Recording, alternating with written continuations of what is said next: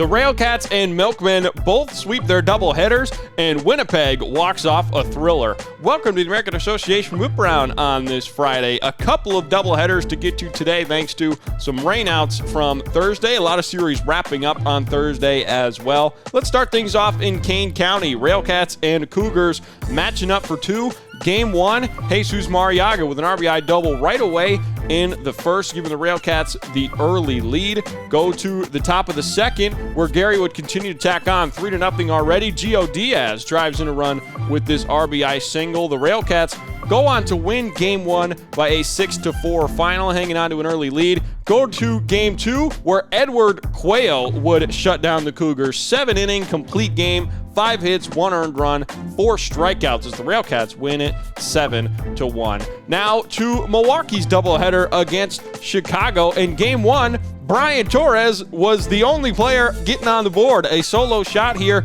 in the bottom of the first, his third of the year. Go to the fifth. How about another one in the same spot out to left field? Torres now 4 home runs on the year, and they've only come in 2 individual games. How about that? Milkmen win game one 2-0. Go to game two, 3-3 already in the sixth. Luke Mangieri with an RBI double off the wall out and left, giving the Dogs a late lead. But then go to the 8th, extra innings in this 7-inning game, and Brian Torres once again, a walk-off single out to right. Milwaukee sweeps a huge doubleheader against the Dogs with a 5-4 win. On to Sioux Falls, the finale between the Monarchs and Canaries, game 4 of this series. Sioux Falls going for the sweep, but Chris Herman with a deep fly out to left. He had 2 on the day. He's up to 14 on the season now. And later on, LJ Hatch. Monarchs up 5-1. Hatch drives in 2 more with this double all the way to the wall out and left. Kansas City salvages a game in this set with an 8-1 win. To Lincoln, rubber match between the Red Hawks and Salt Dogs. Big set out west.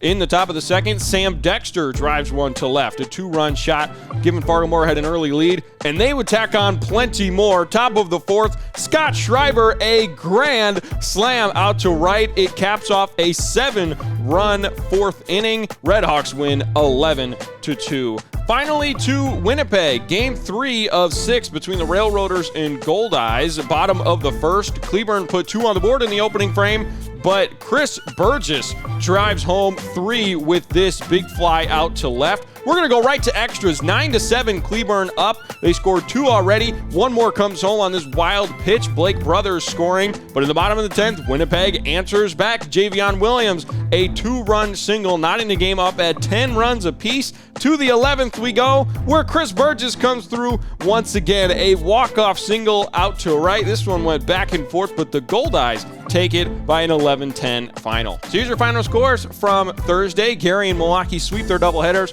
Fargo-Moorhead takes the series in Lincoln. Kansas City salvages the game in Sioux Falls, and Winnipeg takes a 2-1 lead over Cleburne. Standings update in the East. Milwaukee sits 6.5 games over Cleburne and Chicago, who are tied for second. Lake Country just a half game behind both of those teams in fourth. And in the West, Kansas City 4.5 games up in first over Fargo-Moorhead. Both Lincoln and Sioux City sit tied in third, 6 games back. Tonight, we've got 5 brand new series getting underway, and of course, the set in Winnipeg continuing on as well. The full slate of action tonight gets underway at 6:30 p.m. And a reminder, we've got the All-Star Game coming up, as well as the festivities on both Monday and Tuesday of this upcoming week. You can tune into the game at aabaseball.tv or go to milwaukeemilkmen.com/all-star-game to check out all the events and get your tickets.